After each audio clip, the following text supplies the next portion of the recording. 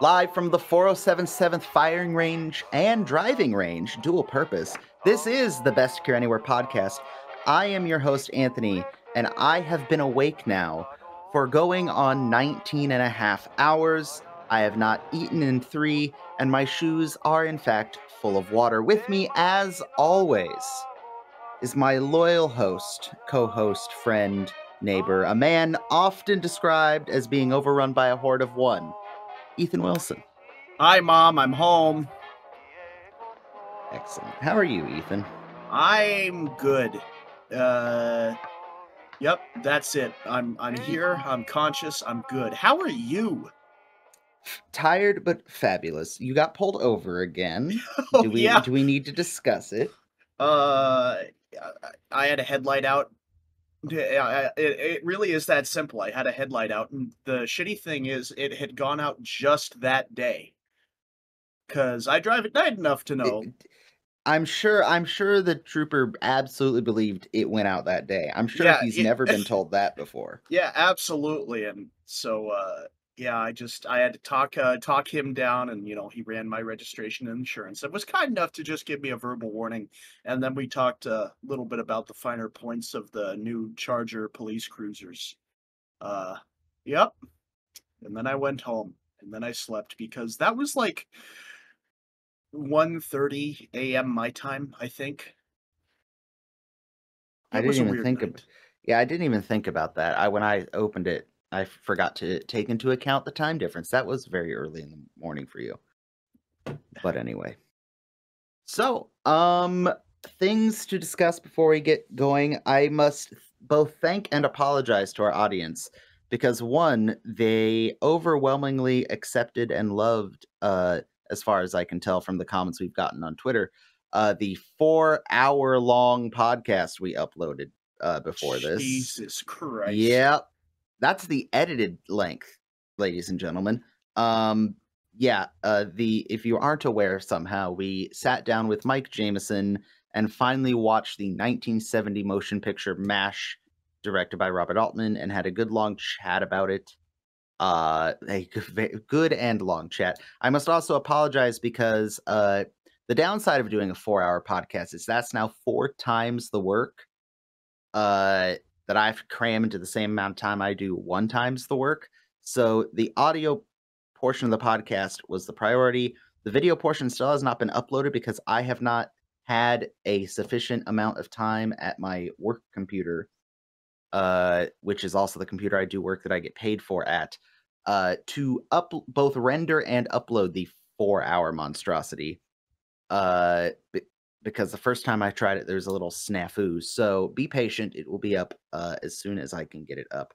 If it's not up by the time you're hearing this, things have gone very, very wrong, and you will have heard about it by now. But be patient if it isn't.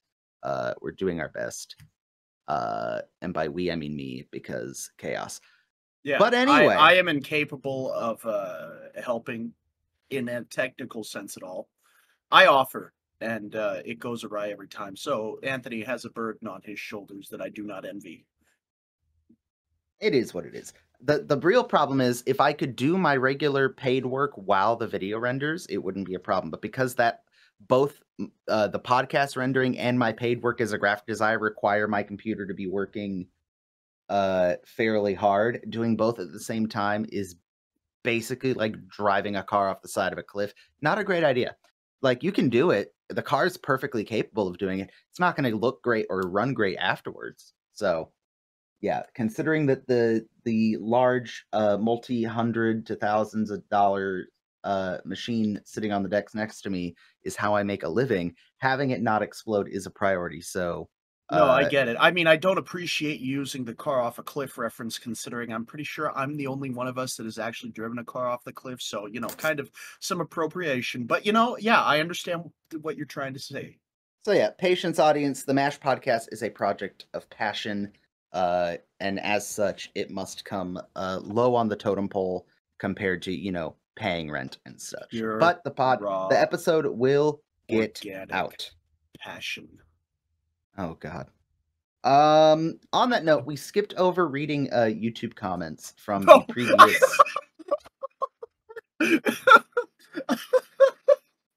What happened? What did you do? No, I just I the movie podcast recording, which clocked in at what, 4 hours 20 minutes before editing, is such a 4 blur. hours and 20 minutes before editing, after not recording the 40 minutes of pre-conversation. Yeah. So I just it completely slipped my mind that there were It also comments that we should it probably be taking it into also account. it also completely slipped my mind that we weren't dealing with our regular 2 time zones, we were dealing with a 3rd time zone. The last thing, Mike said to me before he got off the call was, "I have to get up for work in 2 hours." So, Mike, we love you and we thank you, and you're totally, roped in for another episode here in a few weeks, by the way. On that note, we did, in lieu of the movie, did not answer some fan comments from the previous episode, which was Dear Dad 3. Donator said, we were talking about how that there was the scene where Henry and Hawkeye were removing an unexploded rifle launched grenade from a soldier's person. And Donut Eater mentioned that he agrees completely. He's not a big fan of gory medical scenes in TV.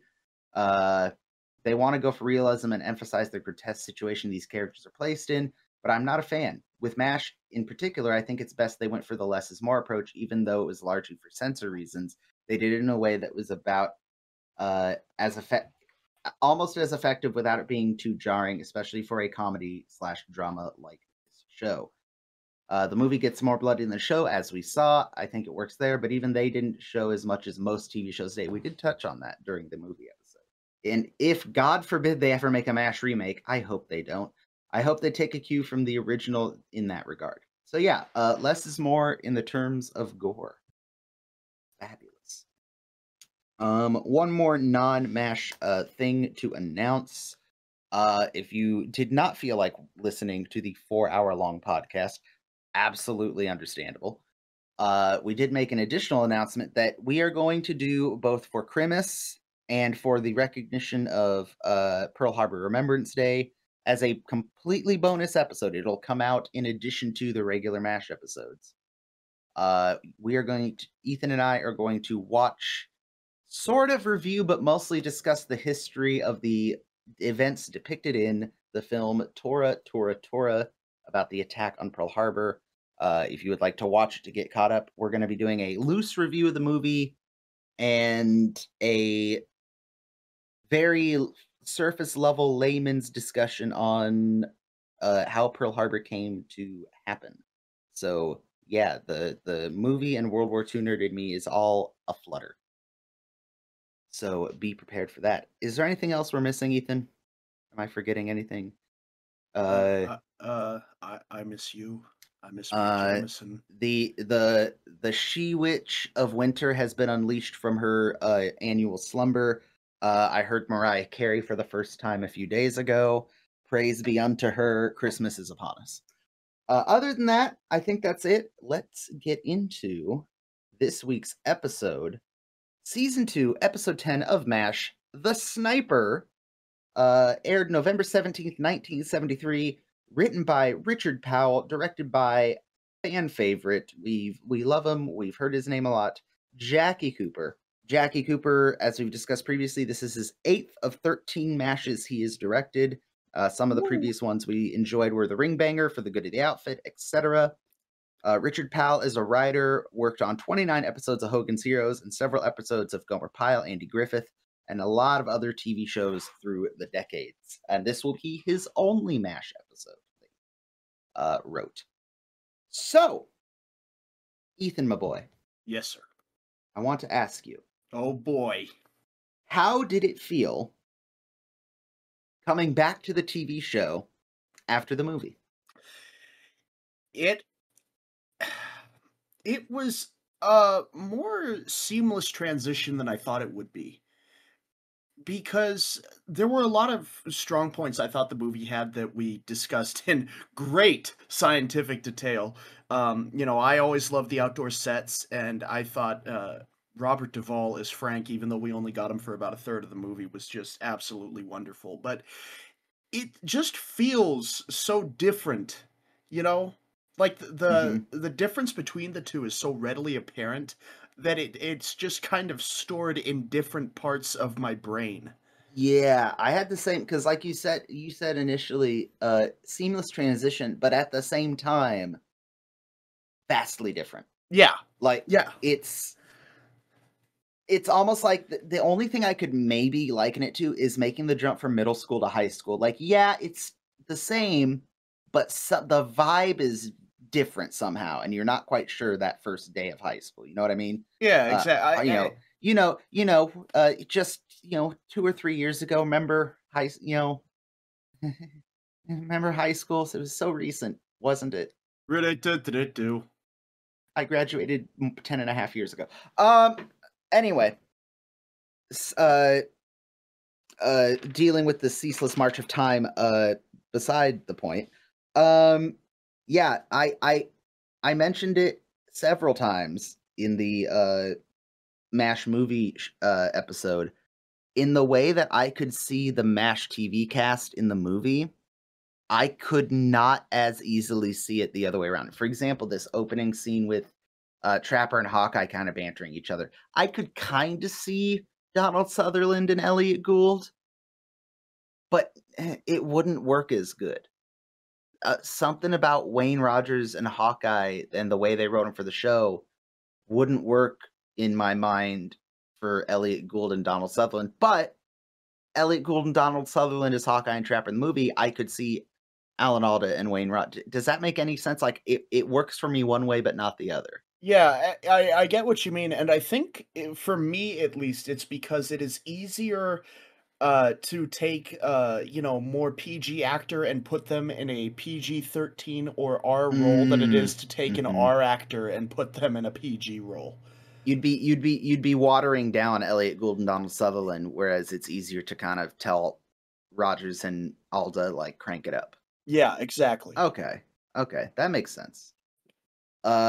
We open on the swamp, and I love when episodes we're gonna get a lot of episodes that open like this where no wounded, the plot isn't happening. It's just episodes that start in the swamp are nice. I like it's just like the regular day is going on, nothing's happening. We just pop into the middle of a normal day. I love episodes that start like this. But Trapper is wearing a violently yellow bathrobe. Dude, that thing looks comfortable as fuck. Look how fuzzy it is. It do be looking comfortable as fuck. Um, Hawkeye is L shaving. In a World War II era helmet, no less. Oh yeah, Like, I want the that as a U.S. Army, sync. the U.S. Army M1 helmet, very versatile. I believe the M1 was standard right up through the beginning part of Vietnam. If you got I something that works, don't Yeah. fucks with it. I mean, I don't doubt that given just the amount of M1 helmets I've seen with the Vietnam graffiti on them. Trapper gets in a solid joke at the beginning of the conversation, or midway through the conversation before Frank shows up. Hawkeye is mentioning that he has a date with one let me see here, Lieutenant Marquette, and he is going to wine and dine her as is usual. Hawkeye is expounding upon how lovely she is when Trapper mentions that he never met a nurse that didn't register, and it takes Hawkeye a moment. They both kind of snap their fingers. Ah, registered nurse. Oh, Trapper, you brilliant sly dog, you. I don't get it. An RN is the certificate of qualification one needs to be a nurse, a registered practicing nurse. That is a term, registered nurse. The nurse registered as attractive to Trapper. It's a play on words, Ethan, and I don't know how to better explain it because I too am kind of dumb and don't know what different medical qualifications mean. So Well, we're where gonna you're gloss over this. wrong is RN is actually 2 letters, and they're not even next to each other, so I don't know, maybe you learn your alphabet. Anyway, Frank shows up. Frank shows up and is, as usual, Frank, but he's exceptionally Frank today because he is committing one of Frank's many cardinal sins, lack of firearm safety discipline. And the NRA instructor in me cringes every time Frank has a gun in this series. I hate it. I want to slap the man repeatedly with a chair. I'm not a fan of it. Yeah, I seriously, it is appalling. How many times does he muzzle sweep someone? Just muzzle sweep alone. A half dozen more in this one Oh, scene? constantly. I don't think his fingers ever out of the trigger. Let's for the audience. And for the audience, I appreciate Hawkeye. Not a fan of guns. Some of the members of our audience probably not fans of guns. I'm okay with this. Allow me to share with you the three basic rules of gun safety because if the situation arises that you should need to touch a gun, not necessarily to shoot it, I would like you to be safe. We're going to use Frank here as an example of what not to do. Number one, keep the firearm unloaded until ready to use. Now, I could give Frank a pass on this because he is in a a frontline, possibly seeing combat unit. However, he says he is going to clean the firearm. And the very first thing, Ethan, what is the very first thing you should do before you begin cleaning a firearm? Clear it. Clear it, make sure it's not loaded, make sure the magazine or whatever ammunition stowage it has is empty. What should not be anywhere in the same room as you when you're cleaning the gun? Other people? Ammunition? That would be perfect. That's the one I'm looking for. You know, it's really hard to do when there's no ammo anywhere near the gun. Accidentally load the gun. So that's step one. Keep the firearm unloaded until ready to use. Number two, guns have a little curvy thing that acts like a button on it. When you pull it, the gun will go off. That is called the trigger. Notice that Frank's finger does not leave the trigger in the entirety of this scene. Now, if the gun is unloaded and your finger is never on the trigger, guess what the gun physically cannot do, Ethan? Fire. Yes, if there's no bullet in the gun at all, and your finger is off the trigger entirely, the gun should not fire. If the laws of physics fail you, Ethan, what is the third and final rule of gun safety? Do not point the gun at anything you are not willing to destroy. If you do all three of these things in tandem, Ethan, is it possible to hurt someone? No, not if you do them right. Asterisk, it's always possible to hurt someone accidentally. Yeah. If you never point the gun in a direction or at an object you do not intend to destroy, you should not have a problem. If by some chance you do and your finger's off the trigger and it's unloaded, you should not have a problem. You obey all three of these commands at the same time. No one should ever be harmed by your firearm unintentionally. Thank you for coming to the day one beginning of Rifle Merit Badge class. If you would like the Merit Badge, please come back the next 5 consecutive days and do your qualifying time. Now that's been a great talk on what Frank did wrong. However, let's talk about what Frank did right. Number one, picked out a 1911 with pearl grips, which I can think of no man less deserving. Yeah, seriously, it's the biggest crime. You know, Frank went to the gun shop in Fort Wayne, Indiana. That is where Frank is from, by the way. Mm-hmm. He went into the gun shop in Fort Wayne, Indiana. He saw that in the gun case at a 200% markup because the gun dealer knows some idiot's going to buy a pearl-handled fucking 1911, and he paid it happily and was a range safety officer's nightmare. But hey, he paid cash, so have fun, Frank. The worst part about it all is... you know what the worst part about it is? He probably didn't even go into a gun shop. He probably ordered it from fucking Sears and Roebuck for $12.11. The real worst part about it all is on a 1911 you can't drop the slide on an empty chamber if you still have the magazine in. So if the magazine is completely empty, you cannot drop that slide. So that means in this world, Trapper had a very loaded 1911 pointed directly at his chest after Frank had finished doing his little twirl. So for those of you who do not understand what Ethan just said, there is I don't know if I would call it a safety feature or just a way that the way that the gun operates. The slide is the part on the top of the handgun that slides back and forth to chamber a new round. If the magazine, which is located in the grip of the gun, is empty and does not have a new bullet for the uh, slide to feed into the chamber, the slide will not close all the way. The slide of Frank's gun does close all the way when he lets it close, which means, by the law of how that gun functions mechanically, the gun is loaded, which makes this so much worse. Because that now means Frank is cleaning a loaded firearm in a tent with two other people in the middle of a compound full of people. Anyway, before I have a peptic ulcer and an aneurysm simultaneously, let's move away from this before I scream. Yeah, probably. Also, if you notice, halfway through the scene, Frank's gun goes from a polished finish to a matte finish, but don't think about it. And then back to a polished finish. But anyway, Radar comes in with the trappings for Hawkeye's date: breaded veal sandwiches, no tomatoes, because when Radar looked at them, something looked back, and the last little bits of brandy compliment of Henry Blake. The reason there's not so much is because he wasn't feeling very complimentary. So there's that for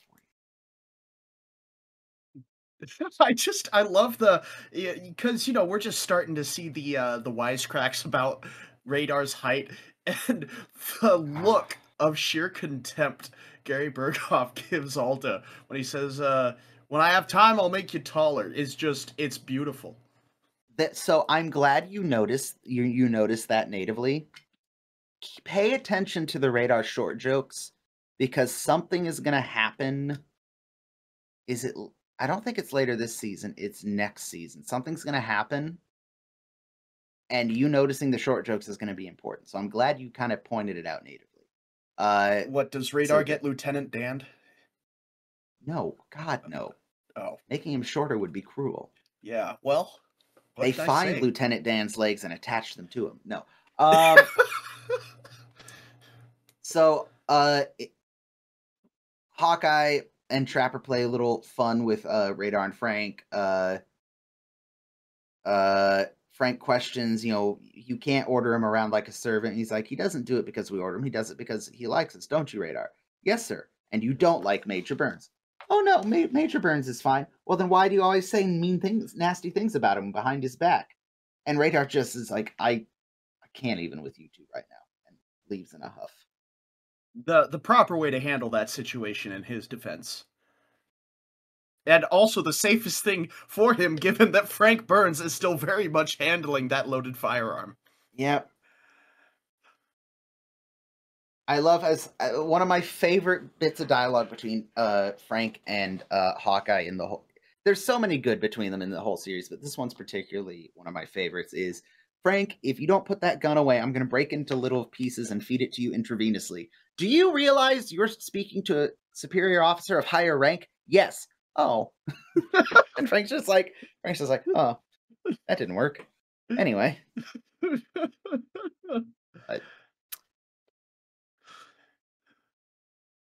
So Hawkeye is on his date with Lieutenant Marquette, played by actress Terry Garr. Terry has quite the Hollywood career. She was a dancer in 5 Elvis Presley movies. Her first speaking role was Heads in 1968. She appeared on shows such as Star Trek, It Takes a Thief, Sonny and Cher, movies such as Young Frankenstein, Close Encounters of the Third Kind, and Tootsie, where she was nominated for an Academy Award for Best Supporting Actress. So she's got quite one of those. Yeah, and that's only part of it. She also happens to share a birthday with me, December 11th, 1947. Happy birthday. Wait, you were born in 1947? Do not question the elder. Sorry, sir. So, I want to take a moment, because if you look at Hawkeye is so gently pouring her drink, you'll notice that the bottle of brandy that Henry Blake gave to him when he wasn't feeling very generous is now a lot more full, Well, which yes, tells because me that that they well, mixed the gin in with the brandy. well, if you were paying attention in the previous scene, that is what Radar was going to do before Hawkeye insulted him and he left. Oh, oh, what would you even call a brandy and gin drink? A sin. Um, that seems not good. That seems not. So here's the thing, though. I keep not having a good moment to bring it up, so I might as well now. They're not making gin. I don't think they're getting juniper berries. They're making white liquor. They're making white lightning. It's Yeah, just whatever grain alcohol they make. Calling it gin is beyond a stretch. It's just grain alcohol. It's yeah. It's barely drinkable white gas, basically. yeah, but So I like calling it gin. It gives me a leg to stand on when I get weird looks from the bartender when I ask for some. It's not a very common drink, apparently. no. Uh the only drink I know to make with gin or two drinks are martini and a gin and tonic. And if the person making martini doesn't know what they're doing, they're usually not very good. So Hawkeye is on a date with this lovely nurse. Frank and Margaret are out doing Frank and Margaret things, and by that I mean just shooting Frank's gun because they can. Margaret is enthralled by Frank's pearl-handled 45, as she should be. This is the I know that it's a kind of a jab at Freudian psychology, but that is such a cute fucking scene from Loretta Swit. I mean, just it's Mike, did I ever tell you adorable. my father had one? Isn't that interesting, Frank? Yeah. Which, knowing what we will eventually learn about Howitzer Al Houlihan, that is her father's name, by the way. Uh, Wow. Howitzer Al Houlihan.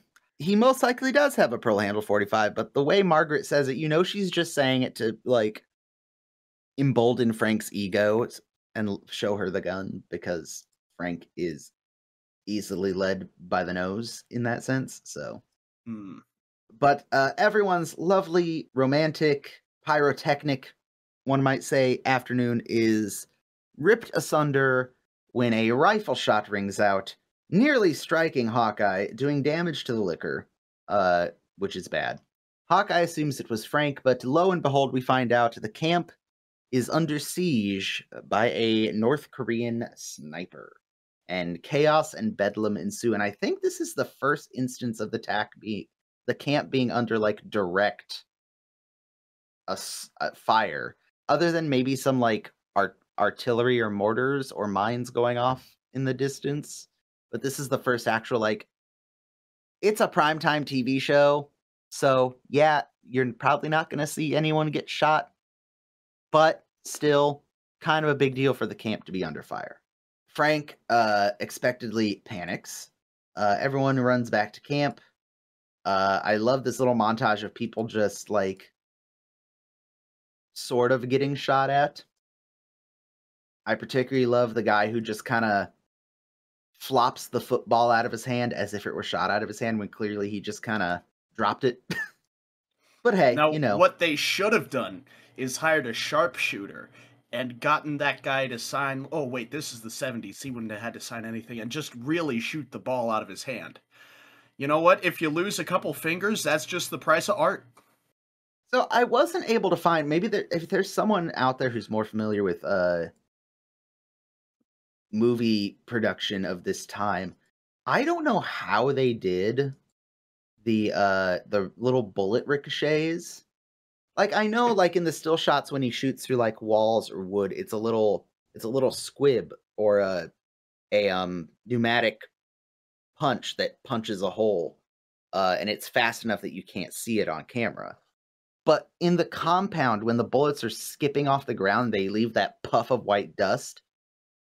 That I don't see how that could be like a little air jet, because they would have to dig up and lay line, and it would seem obvious they did it. It looks like there's actually a projectile striking there, but there's no way it's a real bullet, because that would be fucking insane. Well, I don't know if, this was around back in the day, but I know that they have some very minor, like, explosive charges, and I cannot stress enough, very minor, that just, simulate, a bullet ricocheting off that, and that would be my guess, but that is still only a guess. Maybe. I'm gonna Google it. They do look like little puffs of an explosion, but if you watch some of them, they do have kind of a direct they have a start and end kind of direction to it as if it were a projectile. But I also can't see if they're not shooting real bullets, whatever they're doing has to be moving slow enough to be seen by the eye, and I don't see something. So maybe it is just little gunpowder squibs going off. Yeah, the only Uh thing I'm getting is, bullet hit squibs, or blood squibs, as they're called in the yeah. industry. I'm curious. It's a good little effect either way, especially when Radar ends up running around trying to get back to his office. On that note, Gary Berghoff, the You last person you would think. expect to hold this honor. It's I don't want to say it's debated. There's not a source for this that is like the definitive uh end all be all declaration that yes, we the official keepers of television say this is so. According to all the sources I could find, this episode of MASH in 1973 contained one of the first depictions of nudity in primetime television in the United States, and that being Gary Berghoff's ass. So, praise be. No, it is often sourced as the first nude moment on primetime television. And Uh, humanity is better off for it. eh, it depends. There's definitely if you turn on hell, name a show, there's at least partial nudity or from the back nudity fairly often. But anyway.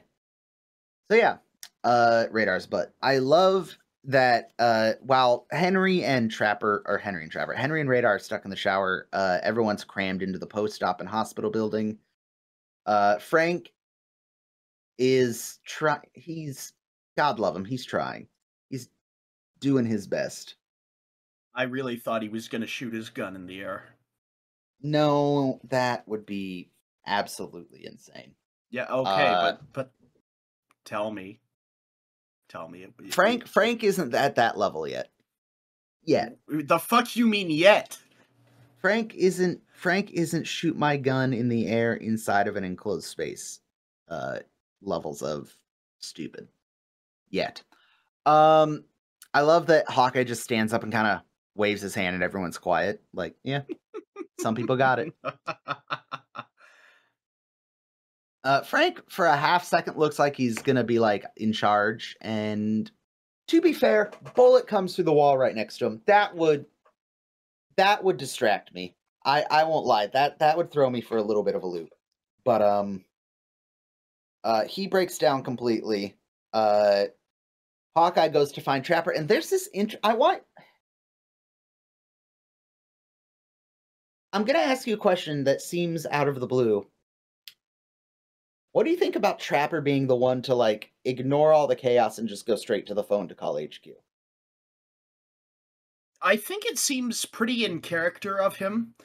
He's always seemed to me, at least, to be more task oriented. I mean, definitely emotional, right? But pretty task oriented. And I figure, in the absence of Radar, between Hawkeye and Trapper, it seems much more likely that Trapper is gonna, try and get something done.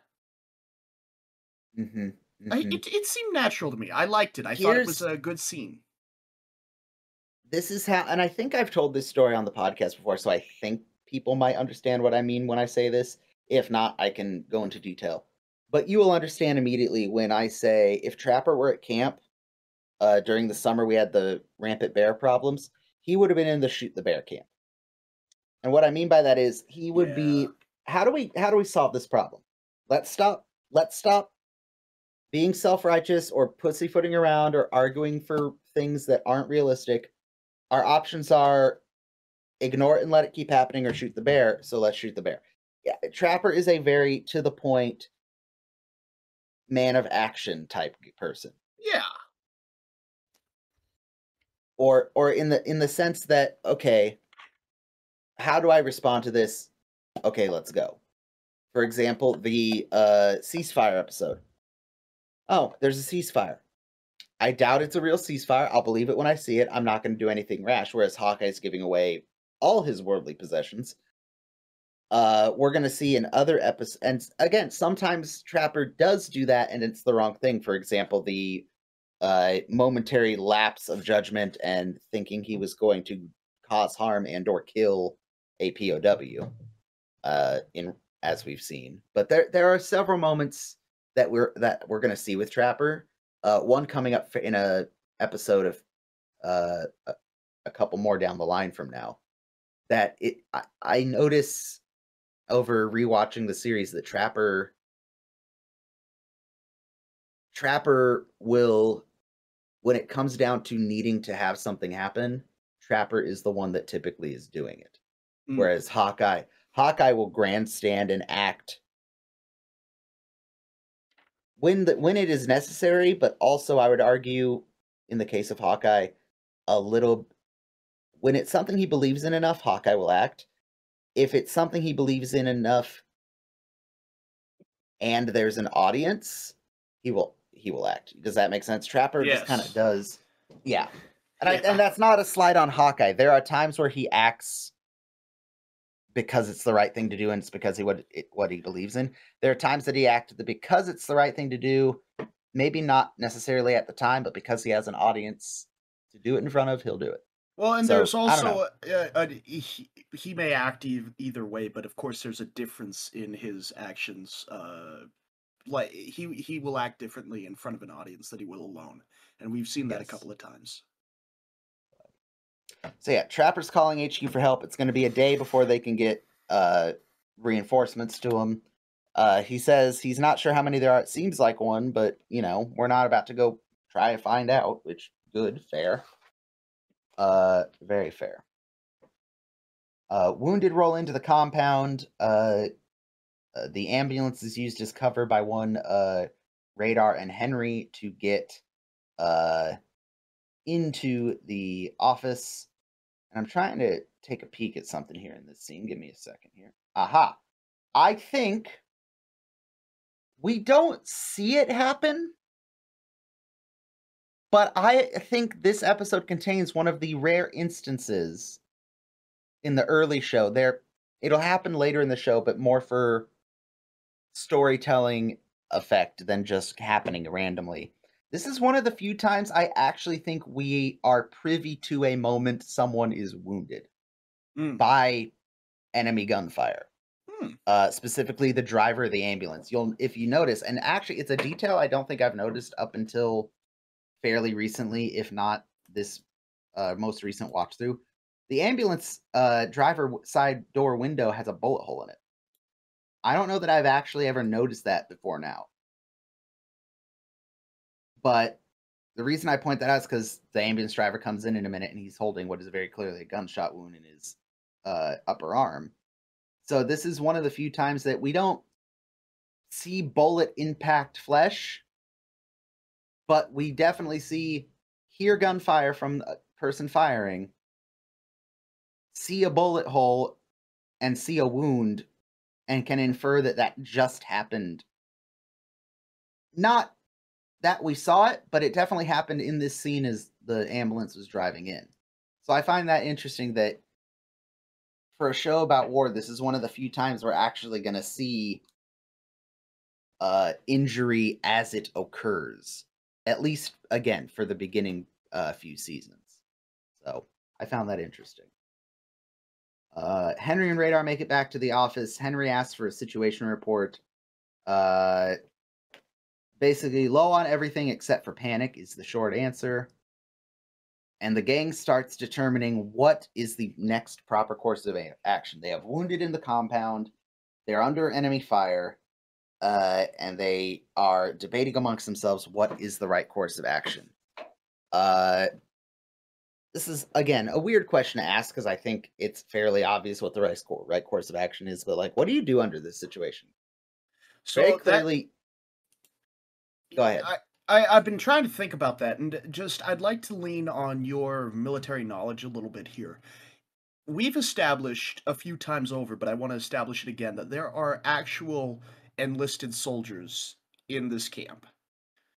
There, in reality, there would be a response. Yes, there would be a. I don't know if it'd be a company size. It'd be more than like a squad. It would be more than like 8 dudes. It would be. I don't know if it would be a company or platoon sized detachment of soldiers, but it would be a force substantial enough to defend the base temporarily if needed. Okay. So that's kind of what I'm Obviously, driving at. obviously, this is not a war movie. It is a primetime TV show. So there's not going to be a big epic, battle scene. But Yeah. even bases here in the United States have the means to defend themselves if needed. Right. So a MASH unit in a combat zone would absolutely have a detachment of infantry for the purpose of defending the base. So But in reality, return fire would have been a thing. Like but this singular sniper would not have been allowed to fire on the camp with impunity. yeah. But the question you're asking is in the confines of the show, uh what the course of action is? Yeah, and I think it's a kind of a dumb question to ask because very clearly the correct course of action is we're a hospital, there are wounded. Hawkeye's point makes sense. If we surrender, we should still be able to work. Which in theory, under the Geneva Convention, I don't want to say it's a gray area. You cannot harm medical personnel. You cannot harm personnel of a enemy force that willingly surrenders to you unarmed, non-combative, all that jazz. As long as they don't commit perfidy, which is false surrender. Well, and to be clear, they've already broken that rule by in wounding the ambulance driver. Technically, under the Geneva Convention, very much that sniper is committing a war crime by firing on a marked Red Cross hospital. Yes. Yeah. However, So, yeah, this is one of the situations where if it were say a larger enemy force, the MASH unit would behoove the unit to surrender. where's all we need to do is just get Frank to piss off Klinger, and the problem will take care of itself. That's all we need. Possibly. No, but Possibly. I don't know. I'm very anti-surrender in this situation. But Hawkeye has a point. For again, base defense force or no base defense force. If they cower inside and get peppered away at, they're of no use as a hospital. Right. If they surrender as a military force, they're still Red Cross workers and should be, well, they're not Red Cross. They are non-combat medics. Mm. Red Cross is a different thing. It's a different organization. Yeah. Hawkeye's argument of if we surrender, yes, we are no longer militarily viable as a combat force, but we might still be able to operate in the confines of a medical unit, which is, as we know, Hawkeye's prime directive: do medicine, save people. Hmm. So, and as he points out later, the point is get the wounded inside the safety of the operating room and get them worked on. So, yeah, surrender not always the greatest option, but it can afford if your enemy is fighting by the established codes of conduct that we have agreed to for warfare, it can be a better idea than just being stubborn, essentially. But yeah, it's a whole thing. I have never been under fire, so who knows? But essentially, there's kind of a, I don't want to say it's weird. It's kind of funny, but also kind of like, ugh, yeah, this joke maybe didn't age as well as it could have. Um, Margaret, as head nurse, is concerned that if there are more than one enemy soldier, perhaps a larger force on its way, and they surrender, she obviously, as the chief nurse and responsible for the nursing staff, is concerned with what the North Korean soldiers may or may not do with the various ladies of the outfit. And the way she words it is both terrible and funny because she words it very. Uh, what guarantees can we have about the violations and possible numerous violations? It's she like words violations in like 7 ways, and Hawkeye quips back with, "What kind of guarantee do you want?" Which, oh boy, Aged Hawkeye. like milk. Maybe not like milk, but like a piece of fruit that you left out just maybe a little too long. Maybe just a tad bit. But then follows it up with a very similar joke to one we heard in the movie where she says that remark is beneath notice. Well, then don't notice it.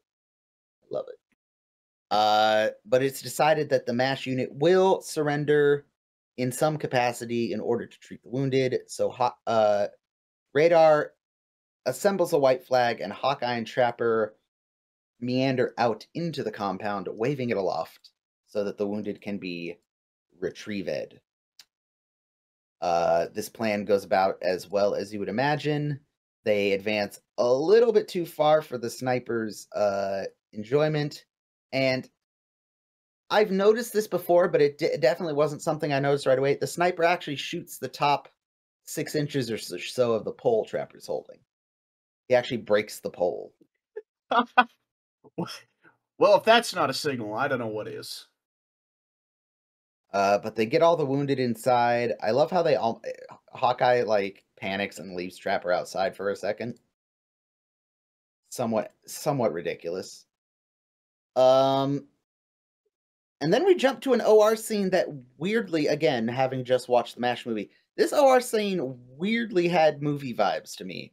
The power's out, they're quipping back and forth, Frank's being Frank. It, again, not quite the same as the movie, but similarities that I found Yeah. interesting. Frank's feeling exceptionally patriotic and McCarthy-y today. We're proud of Frank. We're happy for Frank for that. Hawkeye, Trapper, and the Colonel make the point that yes, we're pinned down under fire, unable to move, unable to leave the safety of this building. But point of order: the wounded are in here and being operated on. So Frank, go suck an egg, and all that jazz.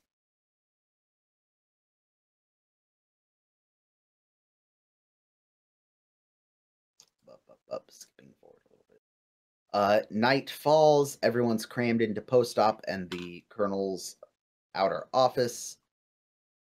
Radar hasn't eaten in 13 hours and says that if he doesn't eat regularly, all the solids in his body turn to liquid, and now his shoes are filled with water. Which Not Radar his might. style right shoes. That's not how it works, Radar. But all right. Margaret and Frank are having a moment. Frank is gently stroking Margaret's knee with his finger, while Margaret laments that if there were a real man in this outfit, they would be out with a gun hunting down the enemy. And Margaret, I love you, but no. um, first of all, in the world of the show right now, you have medical personnel and a bunch of nurses. Any soldiers that you do have are non-combat roles, like cooks, etc., etc. No, there is no reason a bunch of drafty doctors and drafty medical corps people should be running around in the dark like a bunch of drunken ducks looking for someone who at the very least, has gone through basic training, at worst, is a skilled marksman and sharpshooter, and would easily be able to evade or counteract your half-assed stumblings. No, Margaret, that's dumb. Someone should probably do something. It probably should not be any of the people within 100 yards of you. Respectfully, ma'am. Anyway, she very much says this, leading Frank to feel, you know, she's doing it. She's basically lumping Frank in and kind of guilt tripping him a little bit for being kind of a sissy, which we see has ramifications later. How later? Almost right now. Oh boy! Hawkeye goes looking for Frank for the shift change. Margaret realizes he's not there, and then has the further realization that he's not there because he must have gone out, as she subconsciously, consciously, hinted to him to do. So Hawkeye goes wandering around and finds Frank not 10 feet from the post-op door, huddled amongst some oil drums, crouched down with his gun in his hands, cowering, to which he responds to Hawkeye approaching him to take one step closer and I'll blow your head off. Which, okay, Frank. Hawkeye and Frank have a nice little moment. Frank admits that he was never really, outgoing, man's man. Took him twice as long as normal to graduate medical school. He considered becoming a male nurse, but he couldn't fold hospital corners on beds correctly. Normal things you tell your buddy, your war buddy. During their discussion, they hear a commotion in the mess tent. Dun dun dun. And of the two of them, it is Hawkeye that recommends that it might be the sniper, and that between he and Frank, they could apprehend him when he is distracted, thus ending their whole predicament. Initially, what did you think of Hawkeye being the one to suggest this? I knew where this was going, and you knew where this was going. I don't know how they didn't know where it's going, but, adrenaline is a hell of a drug. Did you think it would be Hawkeye to be the one to suggest to go jump the sniper, though? I did not in a million years think that they would assume that the rustling in the mess tent was the sniper instead of a particular member of the unit who has the appetite of a starved elephant. But I suppose, in the context of your question, I feel like if the show has to have one of them do it, it's going to be Hawkeye in that situation. I don't know how well it fits into the character that I've kind of established for him up to this point, but it makes sense in the scene. So, this is the first of a few instances throughout the show. Hawkeye is non-confrontational, non-combative, etc., etc., etc., doesn't carry a gun, doesn't want to touch a gun, yada, yada, yada. However, there are a few moments throughout the series, this being kind of the first and least consequential one of them, where Hawkeye reaches a point where he just says, basically has a fuck it moment, and says, fuck it, I'm going to deal with this. There are several of them in the series. This is one of a few of them. And he has a nice little line of, Frank suggests that, we shouldn't be trying to play the hero. And Hawkeye, of all people, has this interesting line. Frank, do you know what a hero is? 9 times out of 10, he's someone who's cold enough, hungry enough, and scared enough not to give a damn. I don't give a damn. Which, damn, if that's not the truest thing. And this is not a knock on anyone in the history of the armed services that has done anything truly heroic and worthy of, say, Bronze Star, Silver Star, Medal of Honor, etc., etc. But if I would imagine if you sat down with some of those guys and said, hey, what were you feeling in the moment, scared shitless might be on the list of emotions you're feeling. But yeah. Of all people, Hawkeye saying is I've always found interesting. But they agree that they're going to, in tandem, go investigate the noises in the mess tent and possibly apprehend the assailant. And that goes, again, about as well as you would imagine, considering it's Frank and Hawkeye. All love to them, but that is not the Batman and Robin duo I would want on the case. Let's put it that way. Very, very, very Adam West Batman vibes coming from Frank and Hawkeye.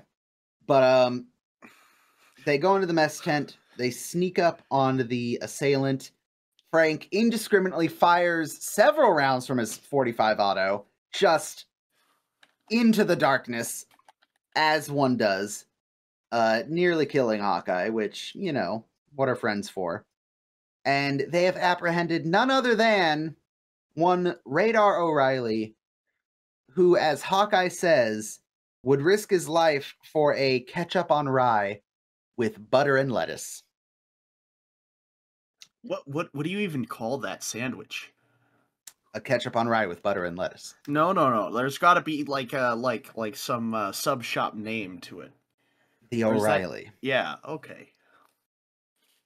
Which, if I ever open a sandwich shop, I will offer on the menu the O'Reilly whole wheat bread with butter, lettuce, ketchup, and see if anyone gets the joke. Well, here's what you do. Last I heard, the Beach Hut Deli up the road from where you live went out of business. So you fork over the $5.8 million or whatever it is they somehow decided that property's worth. That's let me tell you something about that Beach Hut Deli. That business location is garbage. Oh yeah, absolutely. There's no business that could go in there that could survive. There was a coffee shop, there was a bike shop, there was a I think at one point there might have been a Mr. Pickles that was going to go in there, and then it was Beach Hut, and it's out of business. You know why that spot's a shithole? The Valencia Club is right next door. The Valencia Club is right next door, and when people get kicked out of the Valencia Club, they walk over to whatever business is there, and God forbid it's a Beach Hut Deli that serves alcohol, and it's fucked. We're getting very off track. Anyway. Just the way I like it. Basically, the shitty locals treated as the backup bar for when they get kicked out of the biker bar. So, yeah, it's great. Then when they get kicked out of those two, they go down to Loomis at the Liberal Bowl and sing shitty karaoke on the other side of the wall from the Tobacco Republic's smoking lounge. But I digress. So they jump Radar. They realize it's him. They get out of there before anything else happens. Cut to the next morning. It is afternoon, as Henry so politely points out to the general, and their help should be arriving. And I'm going to ask Ethan, what do you think of the following few moments of the episode where the sniper is engaged in mortal combat with the industrial military might that is the United States? It caught me off guard, that's for sure. I wasn't expecting them to fly in a helicopter and just Thompson the fucker. Just empty a Thompson submachine gun and fly away. What strikes me is how fucking casually they just fly in. Brah! Okay, and we're gone. Now listen, boys, I know that you've been on duty for 18 hours, but if you go take care of this, I'll give you your leave. I have had 5-minute drives to school as a child that were more like stress-inducing than what these two guys seem to be dealing with. They're just like, we gotta fly up to a mass unit and kill a sniper. All right, cool. Did you catch the game on Monday? Like how casual it is, and no dialogue for like damn near a minute. It's just machine gun noises. And at points, you can see some of the characters, like Gary Berghoff, Radar shakes his head a little bit at one point. Even Frank and Margaret, by the second time they pan to that group, even Frank's got his head down like, Jesus Christ. Yeah, so they easily emptied a clip. So, like, what, 30 rounds? They easily pumped 30 rounds at this guy.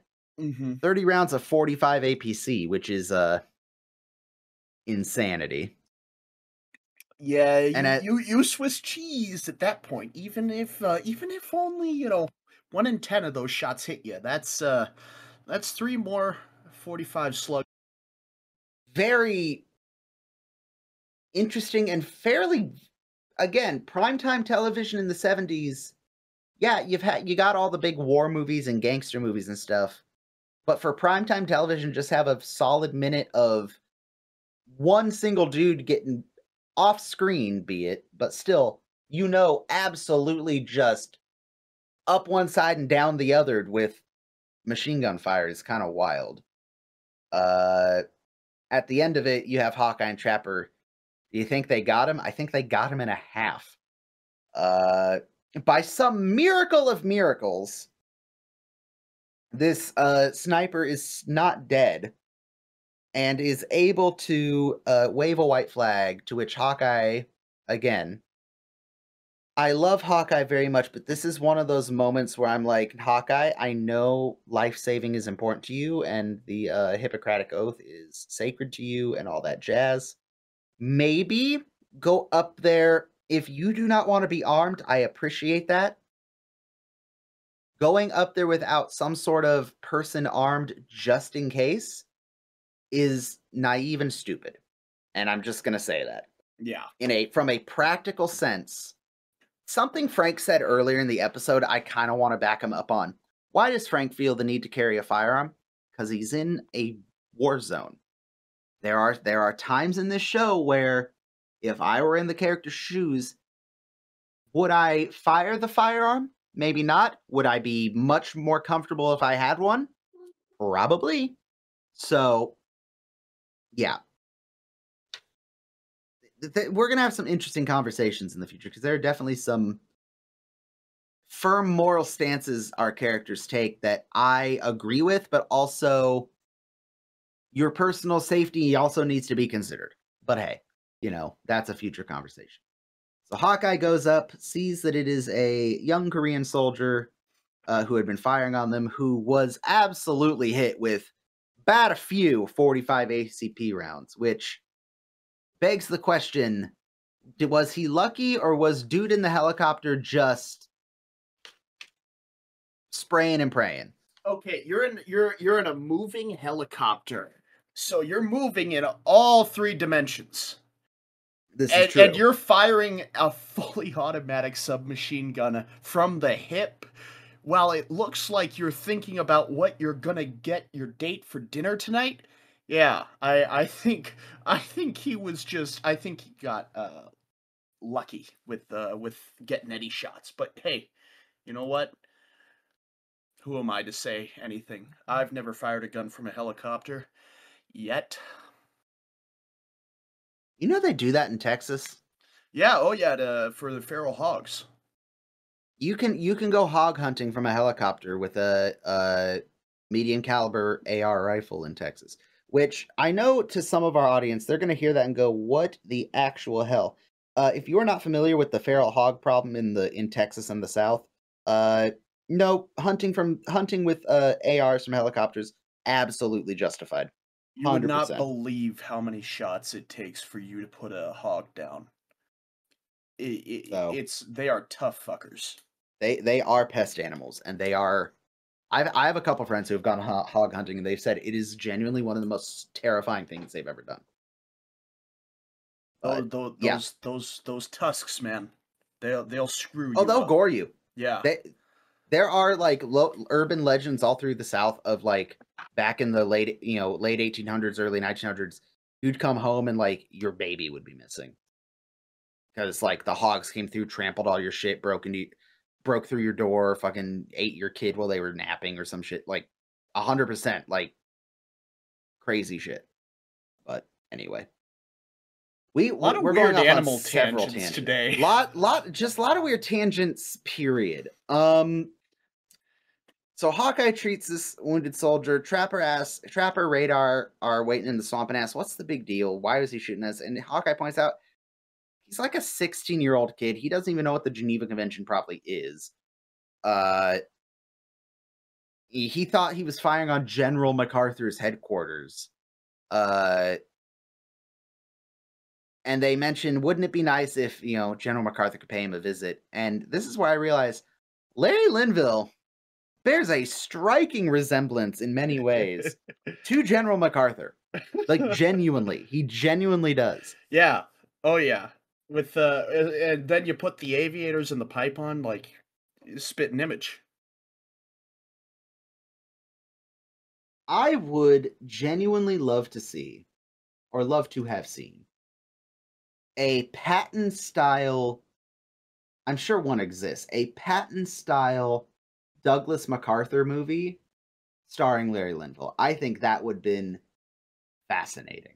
It's uncanny. Yeah. It's genuinely kind of good. It's the jaw, that's where I really see it. And the chin. Because a lot of, and we mentioned this with the movie, and this is the one exception to, I can't see any of the movie actors in their characters in the show. I could see Robert Duvall playing Frank Burns in the show. Yeah. I think if you let Robert Duvall be a little sillier, he would make a good Larry Linville-esque Frank. If you let Larry Linville be a little more serious and not the butt of every joke, I think he could do a Patton type role with General MacArthur. But yeah. Wait until we get to the episode where we go in depth on General MacArthur, because Mans was absolutely a war hero and a legend. Also a little stubborn and crazy, but we'll get there. Didn't he propose just glassing the entire country of China towards the end of his tenure? Yes and no, kind of. It's complicated. I'm not saying he wasn't I'm not trying to downplay his contributions or all. That's just the one thing that immediately comes to mind. No, he did want to use nuclear weapons to stop the Chinese from interfering in Korea, but there's a lot of asterisks with that statement. A lot of people just assume like, oh, he was a crazy pro-America, anti-communist, throw nukes at the problem, it'll solve it type guy. But that's not. There's a lot more nuance to that than people realize. But we will talk about that in a future episode. I can't wait. All right, we went on a lot of tangents, but that was long and short the sniper. Before we get to the audience comments, what were your thoughts overall on the episode? I liked it. I really did. I would watch it again. It's funny in good ways. I wouldn't say it's a departure, but it's definitely a very unique episode. But there are things in this episode that I feel like could have been explored a little bit deeper. Just as a, for example, they kind of chalk the sniper up at the goofy one-off. Oh, he was locked from his unit. He didn't know where he was, etc., etc. But I think there's a lot of nuance in the Hippocratic Oath and applying that to someone who is just actively trying to kill you, delirious or not. I feel like that could have been an incredible episode, and I'll admit, from what I understand, probably would have fit better in the later seasons. But there's a lot of this story that I feel like was done well enough in this episode, but could have made really interesting, thoughtful discussion for the audience, Mm-hmm. And I think you will be, I think both the aspect of the Hippocratic Oath and treating an enemy and the concept of, hey, we were just fighting, now we're in a hospital and we're on both sides of the war and now we're here and unarmed and none of it matters. And there's feelings associated with that.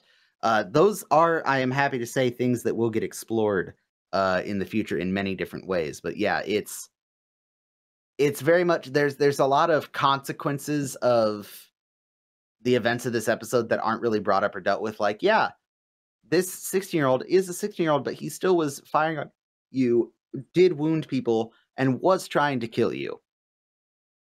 It's just it's crazy to think about objectively because, like you said, I would agree with your statement that it would be just pure naivete to approach a wounded enemy completely unarmed. Mhm. There's Mhm. just there's so much nuance And to explore in in separating your duty from y- your own feelings about someone who was minutes ago trying to kill you. Mhm. It's I don't know. I digress. I guess if I were gonna put it on this episode at a numerical scale, I'd call it a 4.2. I enjoyed it a lot. It sets up some storylines that I'm really looking forward to in the future, I think. Mhm. Mhm. Yeah, I'm similar. I think there are things again, surface level, this is just a funny, ridiculous episode, and I love it Yeah, for that. yeah. But I do understand what you're saying where you're like, this is funny and it was enjoyable to watch, but I now want to see like how do the characters deal with, hey, this POW was trying to kill us and or our patients. Now he's just here. And I guess we kind of got that a little bit in the episode where Trapper's patient died because the POW freaked out. We get a little bit of like, hey, he is an enemy combatant, but he is also now not because of how the rules work and human decency works. But yeah, this is something that's going to get explored more. And the more I talk about it, we were sent. I'll share it with you after this. We were sent an article by Mike actually in reference to the movie, and there are some comments made in that article by a certain director of the MASH movie that I'll have you read. I want to discuss it when we have Mike on in a couple episodes for Deal Me Out. I I want to still do can't believe we put Mike through all that and he still is that. he okay with he brought coming. it on himself. You know Um what? Yeah.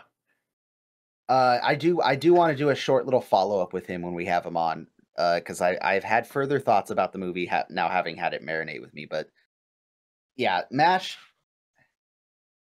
is interesting in how it handles the Hippocratic Oath and enemy combatants and the rights and wrongs and moral gray areas of war. Season 1 and 2 and 3 do it, but the later seasons, I think there are some better examples of what you're looking for. On that note, let us turn to the audience comments. We will start with a couple comments we got on Patreon. If you would like to be part of our Patreon and support the podcast monetarily, you may. If you want to not support the podcast monetarily, that is also fine. Just share us and conversate with us as you normally do. Uh, as always, our fabulous patrons are, in no particular order, Private Jared Gallagher, Sergeant Timothy Burleson, and Lieutenant Mike Jameson.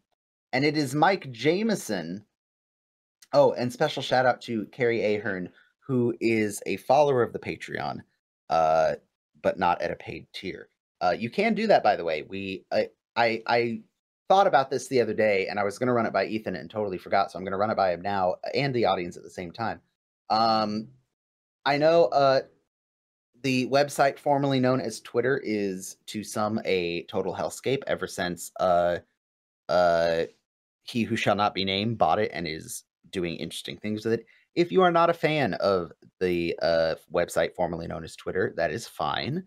If you are looking for other places to follow us, an option might be the Patreon, because we can make the same posts asking for your opinion and make them open to all members, paid or not paid. So if you are trying to escape the hellscape that is the website formerly known as Twitter, consider going over and signing up on Patreon for the free "I'm not giving you money" tier, and we will make sure to in the future to make the generic next episode post asking for your comments for all to see. So that is another avenue for you. But on that note, we have a few comments from Mike. He just can't get enough of us.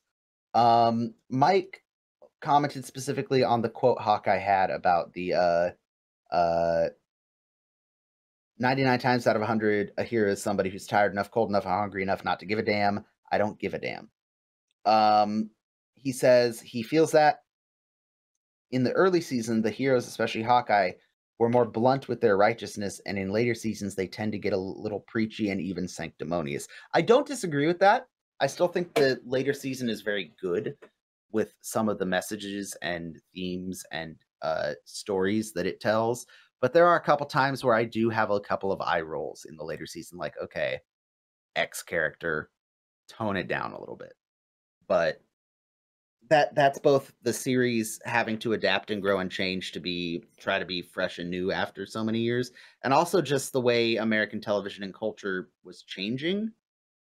Because you have to remember this show went on for almost a dozen years, well over a decade. So yeah, uh, Mike and I specifically, I think are going to politely and in a friendly way butt heads about many an episode, and I am looking forward to it because again, I must discuss Smash. It is a core part of my being. Man, I can't wait to Um, be party to those conversations. Just sitting yeah. back with popcorn and getting a And jab Ethan, in. you are very rapidly approaching the point where I am going to take off the kid gloves. You are, I'm gonna say in probably another 5 episodes or so, you're gonna reach the point where you know the characters enough that you are no longer new to MASH. You are now just watching new episodes as they occur to you, if that makes sense. Damn. I think you are readying that point. Oh, fuck. There will be a test and it will be graded. Um, on that note, let us go over to the main source of our audience comments, the hell site known as X, aka the artist formerly known as Twitter. To the people who are asking if Ethan and I watched the finale that was airing as it does semi regularly on MeTV back on the 10th, I did not for a couple of reasons. One, I don't have cable. Two, I have the finale on DVD and can watch it at my leisure. Three, Ethan. So, Thank you. for those reasons, we did not watch. We did not watch it. I did not watch it because I need to be in the right mood. I need to be in the right headspace to sit down for 2 hours and be sad. So, and I was busy on the 10th. I was having a prior engagement of sadness. I'm kidding. No, the finale airing on TV is great. Got to be in the right mindset for it. Plus, I'm kind of trying to limit how many times I watch it between now and 10 years from now when I eventually have to watch it for the podcast because I'm scared to watch it because I'm afraid I'm going to watch it with a lens that I'm not ready for because of doing the podcast. But that's a me problem. I can figure that out at a later time. I'm just trying to keep my opinions and whatever the hell's fresh and crispy for the audience at large, you know. So that's why I didn't watch it. That and I also don't have cable. That and I was also, I think, sleeping in my car on the 10th. Who pays for cable? I pay for 27 different streaming services that cost almost the same amount as cable. I download everything illegally. Well, not download. I do a much sketchier way that gives me more viruses. For legal reasons, that's a joke. All right. Paul Mitchell says 4 out of 5 episode. Great from start to finish. Brilliant line by Trapper. Overrun by a horde of one. That is a good line. We glossed over some of the good lines, but luckily the audience points out several of them. We've got to evacuate. I think I just did, says Mark Boomer. Andrew Smith says episode features a young Terry Garr as the eye of Hawkeye's affection. Not too long after she'd be cast as Inga in Mel Brooks's Young Frankenstein. That's alongside Gene Wilder, I believe. Excellent movie. I have not watched that in a while. 4.4 out of 5. Truly one of the funniest episodes of the series, says Big Beard Booty Daddy. Still doing a great job showing how almost everyone comes together during a frightening time. Get to see how bad Frank is at command while a crisis is going on. Trap and Hawkeye once again show how true leaders act. 3.9 out of 5 from Chad Smith. Great Frank and radar gags underpinning the message of compassion even for one's enemies. All that and a young Terry Garr. Cheese Smash Forever says this begins a 3 to 4 episode stretch that is fire emoji, fire emoji, fire emoji. I don't think 5 out of 5 will be enough for the next few episodes. You know, it's hard. It's going to be so I have had to temper.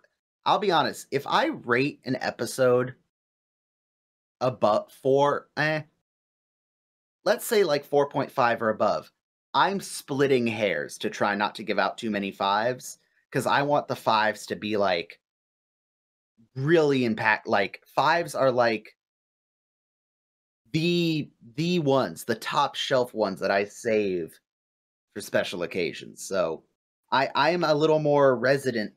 That's not what I meant to say. Hesitant to give out 5s, but yes, I think the next several episodes are some high quality mash. He also mentions this episode's 4.5 out of 5. Great episode with funny moments. Don't Eater 111 says 4. One of the great episodes showing characters dealing with a crisis. It does a good job building the tension in the situation while still having a lot of funny moments. Excellent. Mike Jameson pointed out another line that we kind of glossed over. Frank, I happen to think that a man is more than just an animal whose every thought is motivated by sex. Well, there goes Hot Lips this evening. And then Mike commented again on Twitter, 4.8 out of 5, one of the true MASH classics. Frank at his most pathetic, Henry trying to lead, and Hawkeye and Trapper sardonically commenting on it all. Oh, and Radar's butt. So yeah, that is this sniper. We are rapidly approaching the halfway point of season 2. Took a little bit longer to get here than we expected due to some previous scheduling things and some planned episode plans we have for the podcast, I should say. On that note, I'm going to start saying it now just so it's not a surprise when it happens. We have regularly scheduled episodes all the way through the beginning of the year on the regular 2-week schedule that you have been getting them. With the exception of Tora, we will be doing kind of a bonus movie night type episode for that will come out on Pearl Harbor Remembrance Day. In case you weren't aware, that is December 7th. This year marks the 82nd? Yeah, 82nd anniversary of the attack. That'll be a good episode. I have some firsthand sources I am pulling from that I know of firsthand, so that'll be a fun time. Regular episodes through the holidays. We are going to do our favorite media of insert current year like we did last year, because that episode was a lot of fun to do. So start thinking about the media that you saw this year that left an impact on you. I'll tell you right now, one of the things that's going to be on the list is a book that I am currently reading / listening to that Mike recommended on the last episode. That's I keep wanting to say Crouching Tiger, Raging Bulls, but that's not it. It's Easy Riders, Raging Bulls, a treatise on filmmaking in the late 60s and through the early 70s. So, yeah, very, very interesting so far. There may be, right after the first of the year, we might have a bye week or two.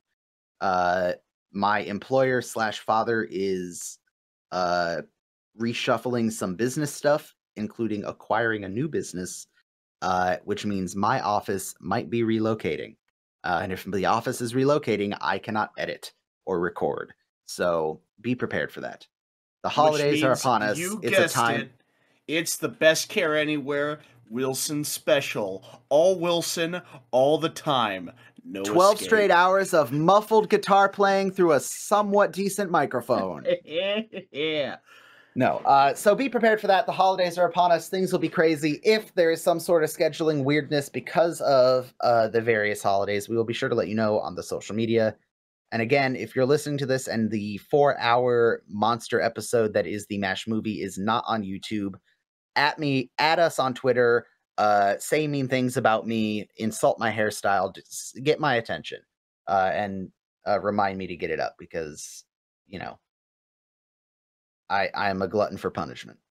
Other than that, I don't think there is anything else. Do you have anything to add, Ethan? Um, when in doubt, use bathtub gym to clean your gym socks. I've got nothing. All right, folks, that is all for us. We will see you next time. Bye bye. The time has come for us to say sayonara. My heart will always be yours for eternity.